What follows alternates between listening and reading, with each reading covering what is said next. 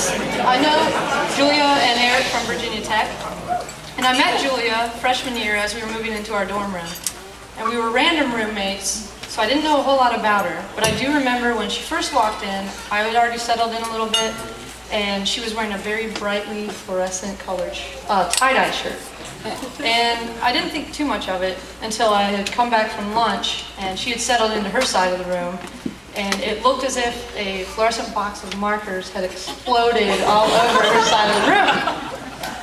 And I was a little skeptical at first, but we did become best friends very quickly. And we're so much alike that she actually used the same exact story to describe, or to introduce me the other night at the rehearsal dinner. So, I don't know, I think it was fake. So, Julia's style has always been one of her greatest unique qualities. And she went through a bunch of phases throughout the years. Freshman year, it was definitely a fluorescent phase, hot pink, with an accent of zebra print.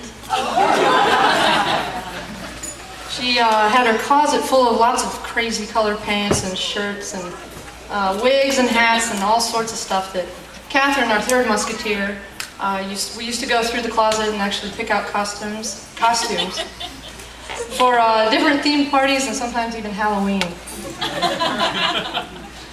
So Julia's always been a very creative person. By the time we got to sophomore year, you know, we were trying to get an apartment and couldn't decide. We ended up back on campus. So we thought we could make it a very homey feel in our dorm room. So we had matching comforters that were like a muted floral print.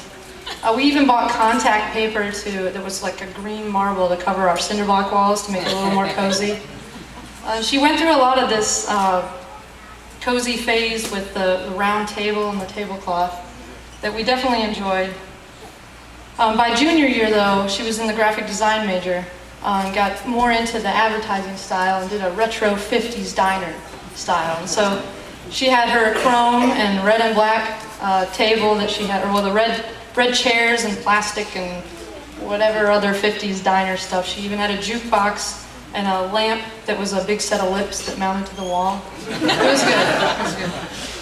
So this carried over into our senior year where she lived in an apartment with me too.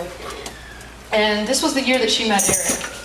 And she started to, I guess, well, she described him to me at first as this guy that she'd always been, you know, friends with and stuff, and he could play the guitar and sing, and he had curly hair, and it was really fun. He also could talk sports with her dad, which was a very big deal. But she also really loved his calves. But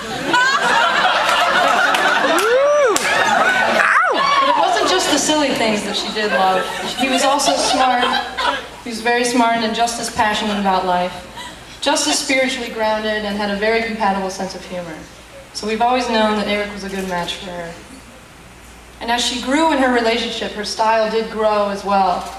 After Eric had gone to Syria, and she had traveled a little bit with him throughout Europe, she came back and had a lot of influence with the Moroccan patterns, and she even had some Arabic calligraphy prints that he had brought her back.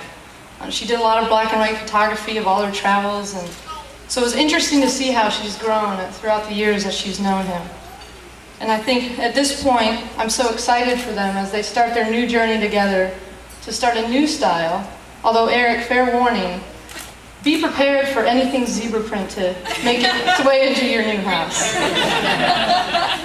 I was very happy to hear when Julia and Eric got engaged, and I knew he was perfect for her when I saw the engagement ring.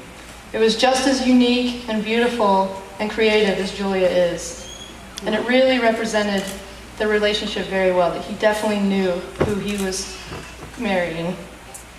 So I'm excited to stand here today and offer a wonderful toast to Julia and Eric. Best wishes for a long and happy life together. We love you.